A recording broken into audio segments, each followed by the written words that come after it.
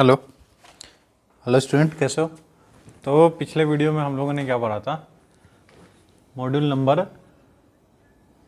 कौन सा चल रहा था? शेयर फोर्स पढ़ा था। Shear force, bending moment, shear force पढ़ा था। उसमें डेवलपमेंट लेंथ देख रहे थे हम लोग, ठीक है।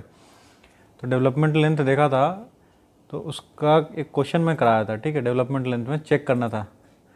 तो ये देखो, ये 2019 का है, न्यू सिलेबस में है, आप लोगों का सिलेबस वाला ही है, 2019 का है, दिसंबर वाला, ठीक है। दिसंबर में वो पेपर होता है जो बैकलॉग वाला होता है, ठीक है, जो जिसका बैक रहता वाला है। तो ये एग्ज़ाम में आया था, ये ऐसा था क्वेश्चन, देखो पढ़ो। A simply supported beam in a simply supported beam of 250 mm by 500 mm and has 220 mm and a tor bar going into the support if shear force at the center of the support is 110 kN at service load, ठीक है। Determine another as लिखा ना, ये spelling mistake है, ये same वैसे ही लिया हूँ मैं जैसा पेपर में था। ये एंकरेज लेंथ है, determine anchorage length and according draw necessary sketch showing detail of reinforcement at support use M20 and Fe415। इसमें क्या बोल रहा है? डिटरमाइन एंकरेज लेंथ निकालना, ठीक है, कि एंकरेज लेंथ कितना आएगा। एंकरेज लेंथ निकालते थे हम लोग। एंकरेज लेंथ क्या होता था? L0। L0 को क्या बोलते थे हम लोग? एंकरेज लेंथ, ठीक है। तो अब इसमें ये चेक करना है कि इसमें यू टाइप हुक आएगा या एल टाइप हुक आएगा। जैसे ये वीडियो देख रहे हो तो समझ में नहीं आएगा। इस वीडियो देखने के लिए क्या है, इससे पिछले वाला वीडियो देखना जरूरी है, ठीक है। उसमें मैं क्वेश्चन कराया हूँ। तो ये क्या कैसे निकलेगा? सेम दिया है, डायमेंशन दिया है, बी दिया है और डी दिया है, ठीक है। 2 बार है 20 mm का, टॉर बार है मतलब Fe415 का, ठीक है, प्लेन बार नहीं है। तो इसके लिए क्या करेंगे, पहले हम लोग चेक फॉर डेवलपमेंट लेंथ का फॉर्मूला लगाएंगे। क्या होता है? M1/V plus L0 greater than equal to LD, ठीक है। तो LD क्या है? डेवलपमेंट लेंथ है। तो डेवलपमेंट लेंथ कैसे निकलेगा? 0.87 FY into 5 divided by 4 tau BD, ठीक है। अब टाउ BD की वैल्यू कहाँ से लिखोगे? टेबल से देख लोगे, है ना। किसके लिए? 1 M20 के लिए 1.2 होता है, ठीक है। अब ये जो 1.2 वैल्यू जो मिलेगा वो क्या है? प्लेन बार के लिए। लेकिन ये कौन सा बार है आपका? ये देखना बहुत ज़रूरी है। ये कौन सा बार है? टॉर बार है, मतलब 60% इंक्रीज होगा तो 1.6 से मल्टीप्लाई कर लेना। तो यहाँ पे आपका डेवलपमेंट लेंथ आ जाएगा। तो M1/V प्लस L0। तो V क्या होगा? शेयर फोर्स है, फैक्टर्ड शेयर फोर्स। ये वाला कौन सा शेयर फोर्स है? सर्विस वाला है। क्या लिखा है? सर्विस वाला, ठीक है। तो इसमें 1.5 से मल्टीप्लाई कर दो, फैक्टर्ड आ जाएगा। अब आपको चाहिए M के लिए वही निकाल लोगे, XU निकालोगे, फिर XU लिमिटिंग निकालोगे। XU लिमिटिंग निकालने के बाद क्या करेंगे हम लोग? चेक करेंगे कि अंडर एनफोर्समेंट है या ओवर एनफोर्समेंट है। तो मान लो अगर अंडर एनफोर्समेंट आता है तो MU निकाल लेंगे, तो M1 हो जाएगा, ठीक है। 0.36 FCKB into XU D minus 4.42 XU, वहाँ से M1 आ जाएगा। ये सारे वैल्यू डालोगे। तो पहले क्या करेंगे हम लोग? अज्यूम करेंगे क्या कि जो एंकरेज लेंथ है वो हमारा 90 डिग्री वाला है, ठीक है, मतलब 8 फाई। उससे सेटिस्फाई होगा तो ठीक है। जैसे पिछले वाले क्वेश्चन में हम लोग को सेटिस्फाई नहीं हुआ था, तो फिर एंकरेज लेंथ हमने क्या लिखा था? U वाला लिया था, है ना। U वाला कितना होता है? 16 फाई रख कर रखो, अगर चेक हो जाएगा तो लास्ट में जो डायग्राम है बना लोगे, हो जाएगा, ठीक है। तो ये दिसंबर किस में आया था? दिसंबर 2019 में आया था, ठीक। सेम क्वेश्चन आया था। ये कब का है? ये मई 2019 का है। ये वाला जो है मई 2019 जो रेगुलर पेपर होता है 6 सेमेस्टर का, वो वाला है, ठीक है। इसमें क्या है ना, RCC beam of 250 mm by 500 mm has a clear span 5.5 metre. अब beam has 220 mm phi bar going into the support, factored shear force 140 kN। Check development length if Fe415 और M20 grade is of concrete is use. तो यही वाला question हम लोग ने किया था, ठीक है।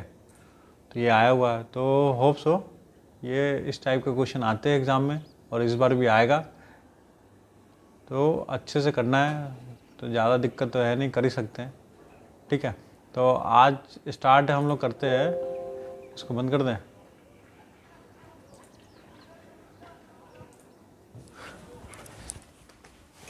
तो वेलकम अगेन। तो आज हम लोग स्टार्ट करने जा रहे हैं मॉड्यूल नंबर 5। मॉड्यूल 5 का लेक्चर नंबर 1 है, ठीक है। इसमें क्या पढ़ेंगे हम लोग? टी बीम पढ़ेंगे। क्या पढ़ेंगे? टी बीम का एनालिसिस करेंगे। ये आज ये वाला जो लेक्चर है ये थ्योरेटिकल वाला है, थोड़ा थ्योरी देख लेते हैं, उसके बाद हम लोग न्यूमेरिकल देखेंगे, ठीक है। तो स्टार्ट करते हैं हम लोग, करें।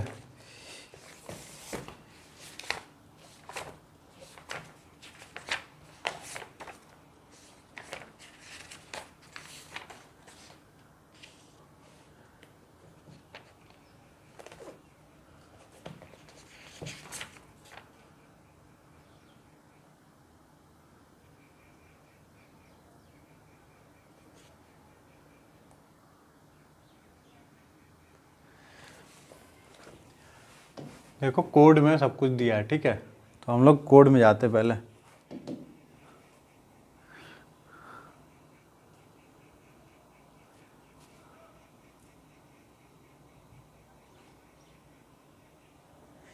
कोड में कहाँ जाना है?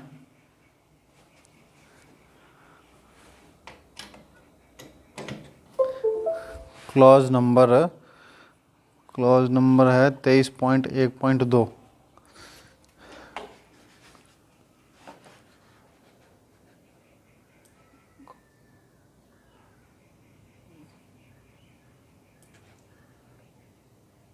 ये देखो, ये टीवी मेलविम, ठीक है। दिख रहा? नहीं दिख रहा है क्या? दिखेगा।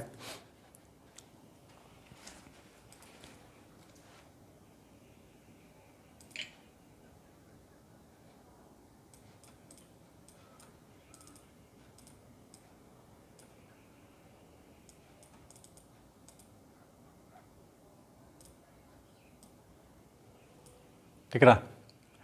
T beam and L beam, ठीक है। अब इसमें क्या है? अरे यार कहाँ चला गया? ये है टी बीम और एल बीम। इसमें पढ़ना क्या हम लोगों को? देखो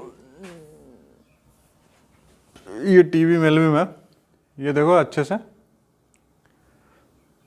ये कहाँ से लाइन आया, ये देखो इफेक्टिव विड्थ ऑफ फ्लैंज पढ़ना है, ठीक है। इसको हम लोग बोलते हैं B F, effective width of flange को बी एफ बोलते हैं, ठीक है। इफेक्टिव विड्थ ऑफ फ्लैंज पढ़ना है। अब इसमें क्या पढ़ना है, ये याद अभी रखना है, बहुत ज़रूरी है, लेकिन अगर याद अभी नहीं है तो कोई बात नहीं। क्या है, ये वाला पढ़ना है फॉर टी बीम के लिए, ठीक है। टी बीम के लिए क्या आता है, इफेक्टिव विड्थ ऑफ फ्लैंज होता है L0/6। दिख रहा है? नहीं दिख रहा है? देखो और अच्छे से देख लो।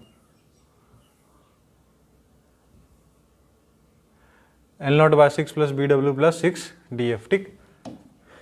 L0 बाय ये होता है width of flange, L0/6 plus BW+6 DF।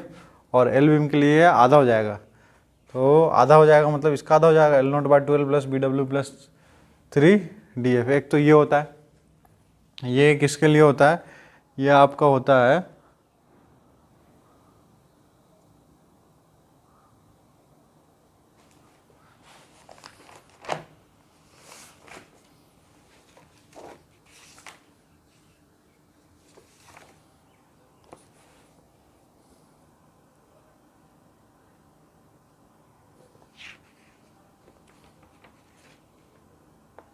Monolithic का होता है, ठीक है। ये किसके लिए होता है, ये होता है मोनोलिथिक, मोनोलिथिक का। मोनोलिथिक मतलब क्या है, ये टी बीम और एल बीम कहाँ दिखेगा, स्लैब और बीम दोनों एक साथ जब कास्ट होता है तो उसको बोलेंगे क्या, मोनोलिथिक, ठीक है। होता है मोनोलिथिक। और ऐसे ही आइसोलेट एक होता है, आइसोलेट मतलब बीम अलग कास्ट हुआ, उसके बाद आपका स्लैब अलग कास्ट हुआ। ये किसके लिए हो जाएगा, ये आइसोलेट, ठीक है। ये आइसोलेट का हो जाएगा। आइसोलेट क्या होता है कि बीम आइसोलेट बीम का है, आइसोलेटेड बीम का है। इसमें क्या है, बीम पहले कास्ट होगा फिर बाद में स्लैब कास्ट होगा। उसके लिए हमें इफेक्टिव विड्थ निकालना है। ये टी बीम के लिए बी एफ है, ठीक है। इफेक्टिव विड्थ ऑफ फ्लैंज है, तो L0/L0/B+4।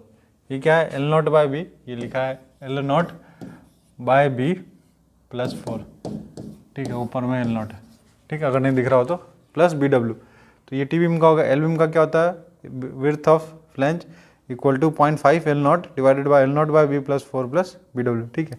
तो ये हमें ज़रूरत पड़ेगा कब, जब विड्थ ऑफ फ्लैंज निकालेंगे तब, इफेक्टिव विड्थ ऑफ फ्लैंज। अब ये इफेक्टिव विड्थ ऑफ फ्लैंज होता क्या है, देखो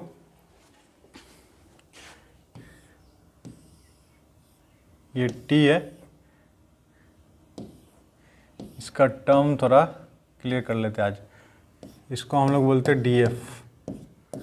डी एफ मतलब डेप्थ ऑफ फ्लैंज, ठीक है। इस पर मान लो ये लोड लग रहा है,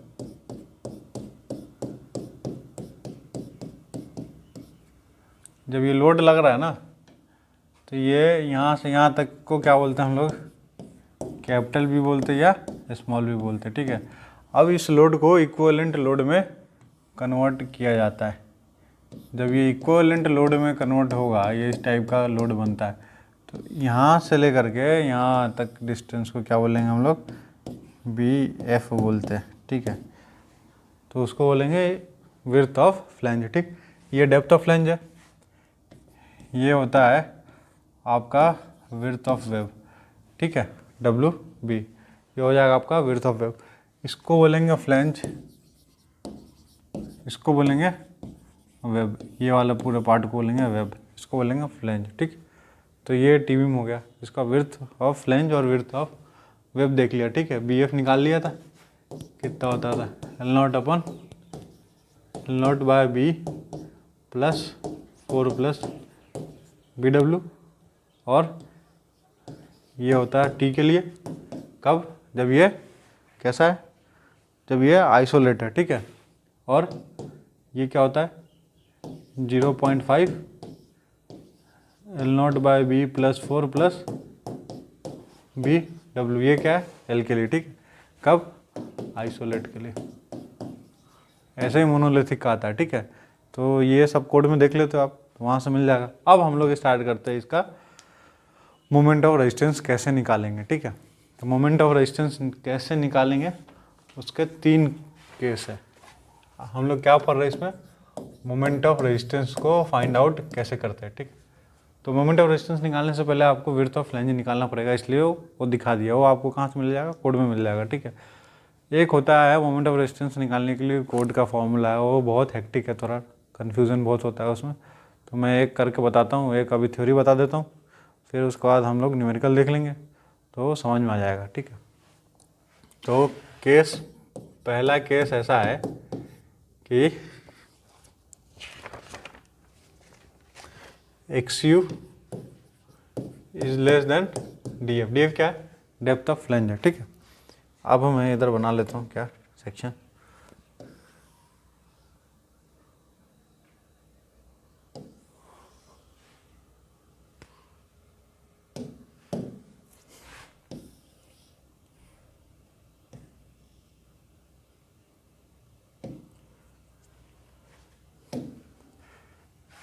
ठीक है।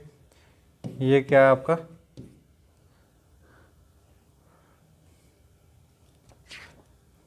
विड्थ ऑफ वेव हो गया, ठीक है।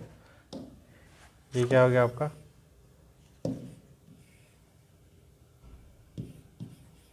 विड्थ ऑफ फ्लैंज हो गया, ठीक। ये डेप्थ ऑफ फ्लैंज हो गया। यहाँ पे कोई एस टी लग रहा होगा, यहाँ पे एस टी है, तो ये यहाँ से लेकर के यहाँ तक को क्या बोलेंगे, डी बोल देंगे, है ना। अब क्या बोल रहा है, एक्स यू है लेस देन डी एफ है, मतलब ये स्ट्रेस डायग्राम बनाए। जब स्ट्रेस डायग्राम बनेगा तो ये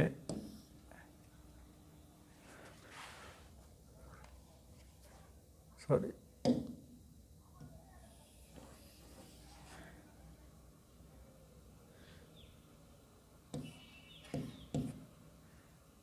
तो ये आपका न्यूट्रल एक्सिस कहाँ पे आ रहा है, यहाँ पे आ रहा है, ठीक है। न्यूट्रल एक्सिस किसके यहाँ आ रहा है, x you is less than D F, मतलब क्या है, जो एक्स यू क्या है, न्यूट्रल एक्सिस है। न्यूट्रल एक्सिस कहाँ पे आ रहा है, डी एफ के अंदर में आ रहा है, ठीक है।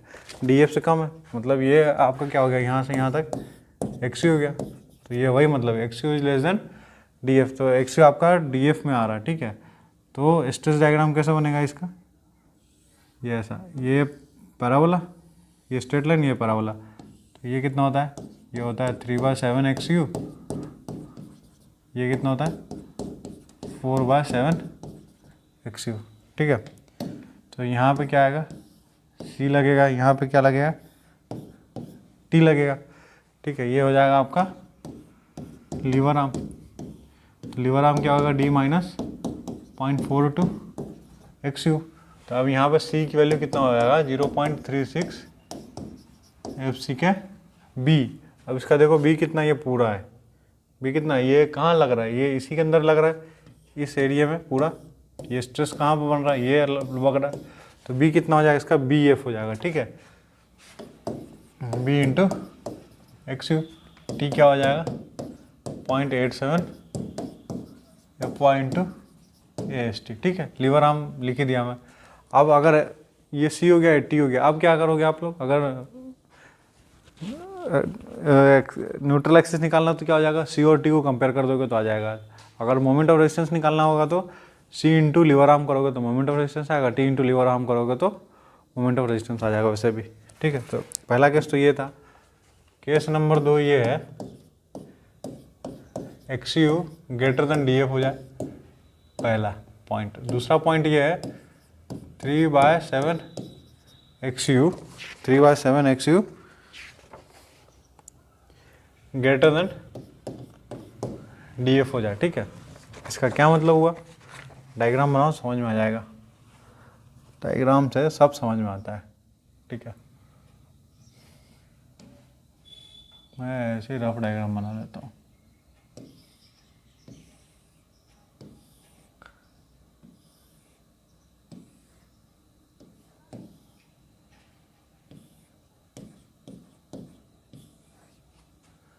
ये क्या है, DF है, क्या है, DF है। अभी क्या बोल रहा है, 3/7 XU, 3/7 क्या होता है, ये देखो, ये ग्राफ हमारा कैसा होता है, स्ट्रेस डायग्राम ऐसा होता है। इसको क्या बोलते हैं हम लोग, 3/7 XU, ठीक है। ये इसको क्या बोलते हैं, 4/7 XU, ठीक है। अब ये क्या बोल रहा है, 3/7 मतलब ये क्या है, पूरा का पूरा एक रेक्टेंगल है, ठीक है। तो 3/7 XU ग्रेटर देन DF, मतलब XU ग्रेटर देन DF। तो पहले क्या है, पहले केस में कि आपका XU DF मतलब डेप्थ ऑफ लेंथ से बाहर हो गया, ठीक है। तो ये आपका क्या हो गया, XU हो गया।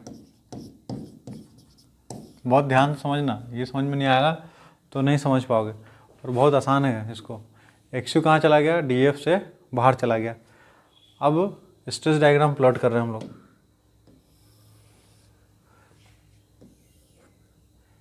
स्ट्रेस डायग्राम प्लॉट करेंगे तो कौन सा सेक्शन, सिर्फ ऊपर वाला ही सेक्शन लेंगे। तो इसको ऐसा कर दो, ये पूरा हमारा पहला पार्ट हो गया, है ना, और ये वाला पूरा कौन सा, दूसरा पार्ट हो जाएगा, ठीक है। 2 पार्ट में बन गया। अब ये क्या बोल रहा है,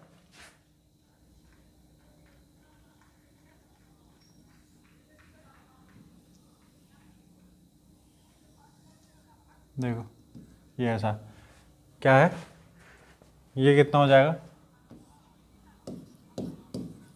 3/7 XU। ये स्केल से डायग्राम नहीं हुआ, ये प्लॉट नहीं कर रहा हूँ मैं, ठीक है, एक रफ बना रहा हूँ समझाने के लिए।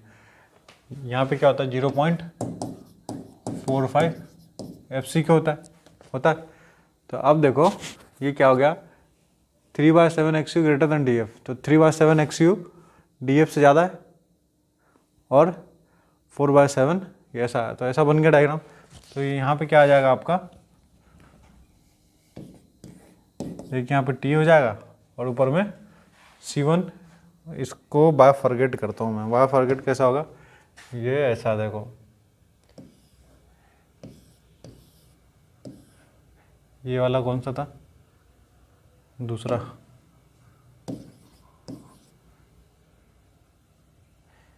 ये वाला कौन सा था, पहला। ये कितना था, देखो ये जो ब्लू लाइन का हैचिंग है, ये जो ब्लू लाइन वाला हैचिंग है कितना हो जाएगा, ये टोटल कितना है यहाँ से यहाँ तक बी एफ है, और ये कितना है बी डब्ल्यू। तो सिर्फ ग्रीन वाला कितना होगा, ग्रीन वाला हो जाएगा B F minus B W होगा, और ये ब्लू वाला और ये ग्रीन वाला कितना हो जाएगा बी डब्ल्यू। तो ये कितना हो जाएगा बी डब्ल्यू। ठीक है, इसके आगे जो स्ट्रेस लग रहा है वो कैसा लग रहा है, ये पूरा ये नीचे तक जा रहा है ना, ये पूरा ऐसा जा रहा है। ठीक है, जिसको 0.45 FC के, इसमें कैसा लग रहा है स्ट्रेस, मैं यहीं तक कंसिडर कर रहा हूँ। ये कितना था DF था। ठीक है, 0.45, ये कितना हो जाएगा FC का, ये कितना है DF। देखो ये जा रहा है 3/7 के ऊपर है, तो ये पूरा DF है, ये 0.45, और ये वाले को मैं जब कवर कर रहा हूँ ये वाला पूरे को, तो ये पूरा अपना स्ट्रेस डायग्राम बना रहा है, ये को पूरा स्ट्रेस डायग्राम बना रहा है। तो ये कितना है XU है। ठीक है, तो ये आपका यहाँ से क्या मिलेगा C1 मिलेगा, ये यहाँ से क्या मिलेगा C2 मिलेगा, ये क्या मिलेगा यहाँ से T मिलेगा। ठीक है, तो C1 कितना, C2 कितना हो जाएगा, C2 की वैल्यू हो जाएगी यहाँ से 0.45 FC के, ये स्ट्रेस इंटू एरिया, एरिया कितना हो जाएगा इसका DF into BF minus BW, DF into BF minus BW। ठीक है, इसका लीवर आर्म कितना हो जाएगा, C2 का लीवर आर्म, C2 का लीवर आर्म कितना हो जाएगा, C2 का liver arm D minus DF/2। ठीक है, अब इसका कितना हो जाएगा 0.36 FC के B इंटू XU, B मतलब BW। देखो ये इसका कैसे पढ़ते थे हम लोग, 0.36 FC के B इंटू XU, तो 0.36 FC के B मतलब यहाँ पे कितना BW है, XU ये पूरा XU है। ठीक है, इसका लीवर आर्म कितना हो जाएगा, लीवर आर्म C1 का कितना हो जाएगा D माइनस 0.42 XU। ठीक है, तो अगर मोमेंट ऑफ रेजिस्टेंस निकालना हो,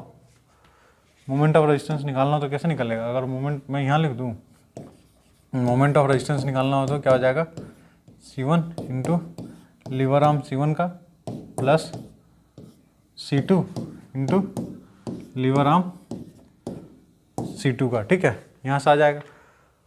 अब देखो अगले केस में, अगला केस ऐसा है, case number 3, XU is greater than DF, मतलब DF से बाहर चला गया। ठीक है,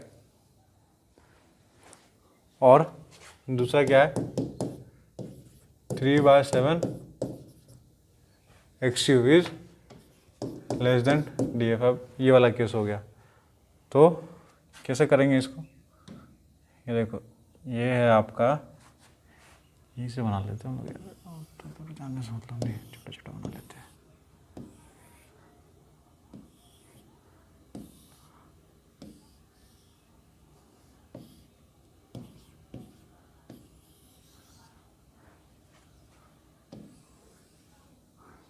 इसको क्या बोलते हैं हम लोग,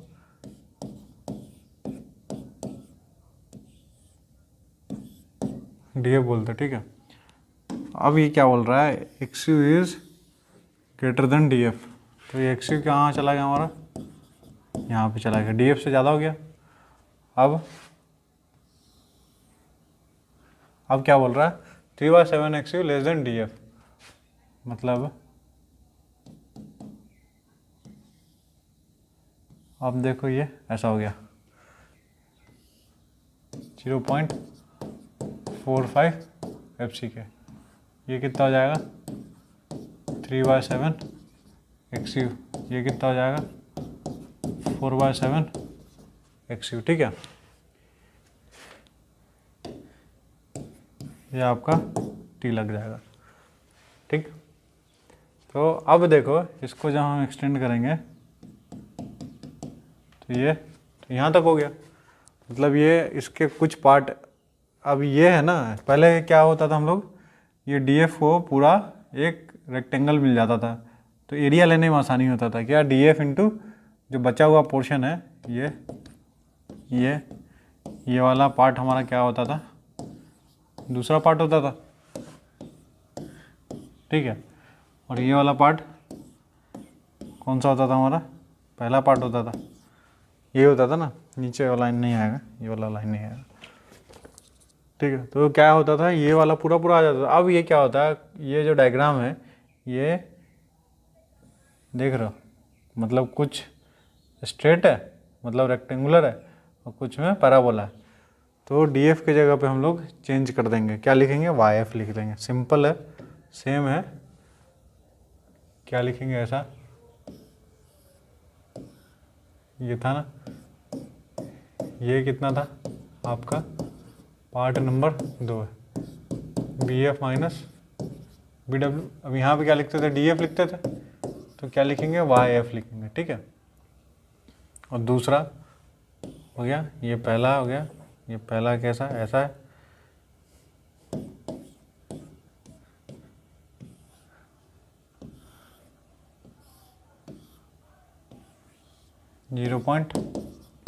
.45 FC के, इसके सामने में क्या लिखेंगे, ये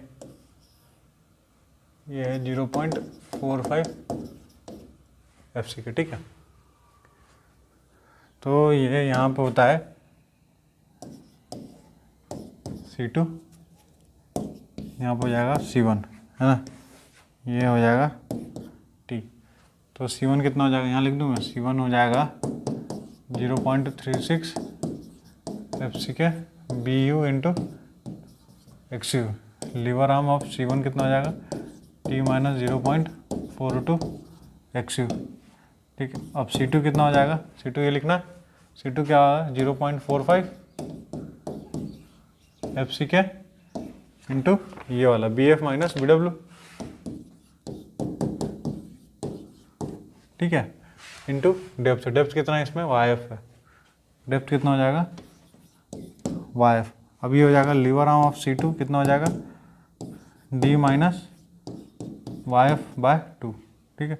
अब इस केस में YF कितना आएगा, YF होता है 0.65 DF प्लस 0.15 XU,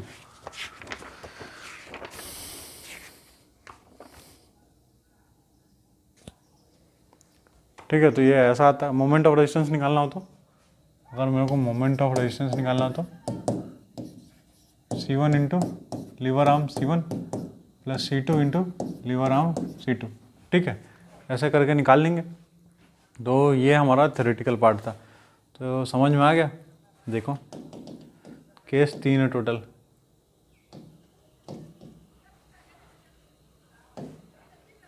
पहला केस ये है XU आपका DF के अंदर में आ जाए, ठीक है, DF के अंदर आ जाए मतलब ये वाला पूरा का पूरा एरिया बन जाता है, तो इसमें कुछ दिक्कत नहीं है, कर लेंगे। केस 2 में क्या है, केस 2 में XU is greater than DF हो जाता है और 3/7 XU ग्रेटर देन DF है, तो ऐसा निकाल लेंगे। केस 3 में कम हो जाता है तो इसमें YF ले लेते हैं, ठीक है। तो एक क्वेश्चन करेंगे उससे समझ में आ जाएगा, ठीक है, थैंक यू।